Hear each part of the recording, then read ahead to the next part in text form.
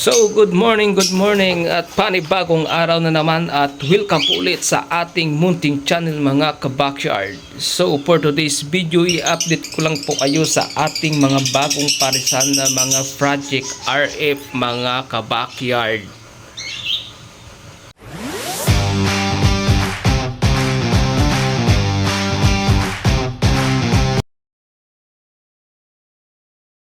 So dito tayo sa ating unang paris mga ka-backyard. So ito po yung hen natin, nakadapo po sa cage mga ka-backyard. Ito po ay green Ewing upa, Pus RF, Pus Pill 6 linghin mga ka-backyard.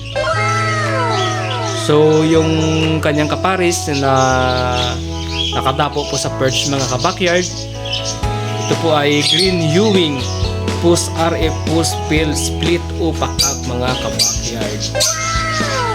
So mayroon pong mga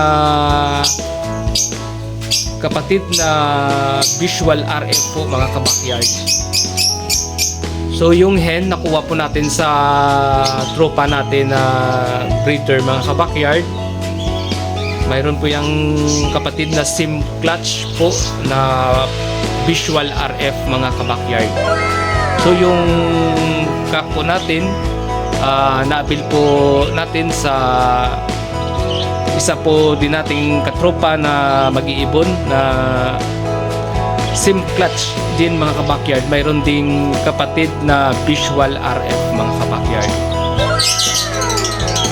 So salamat po sa tropa natin na nagpa-avail po sa atin ng mga Pus RF para makapag-project tayo ng Red Factor mga ka-backyard.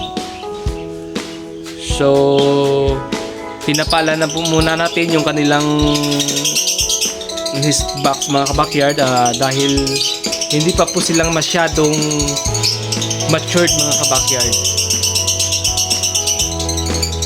So hayaan na po muna natin silang mag-band at para pag nakita po natin na talagang pares na sila mga ka-backyard at nakikita natin na nagbaband na po sila, saka na po natin kuhanan yung butas ng ating nest box mga ka-backyard.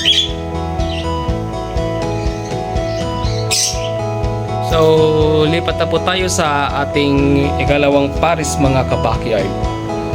So ito po yung ikalawang pares natin mga ka-backyard.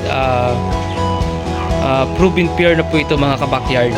So according po sa ating tropang mag-iibon, nakapagpabugan na po ito ng visual RF mga ka-backyard. So lucky po tayo na pinapil po sa atin ito ng ating katropa na mag-iibon. So salamat din pala sa isang tropa natin na mag-iibon din na nagpa-avail po sa atin ng proven pair na Project RF mga ka-backyard. So ID pala ng ating pares mga ka-backyard ay yung hen nasa dulo ng perch. Ito po ay green upa, Pus RF, Pus Pill, Pus dilute hen mga ka-backyard. At yung cock naman, green Pus RF, Pus Pill, Pus dilute, split o pakak mga ka-backyard. So ganoon din mga ka-backyard, tinapalan din po natin yung butas ng kanilang nest box. So hayaan na po muna natin silang makapag-band dito sa ating breeding cage dahil bago lang po sila dito mga ka-backyard. So siguro after 4 days or 1 week mga ka-backyard, kukuha na natin yan ng takip yung butas ng kanilang nest box. So yun lang mga ka-backyard, in-update ko lang po kayo sa ating mga bagong pares na mga Project RF mga ka-backyard. So i-update ko na lang kayo sa progress ng ating project mga ka-backyard.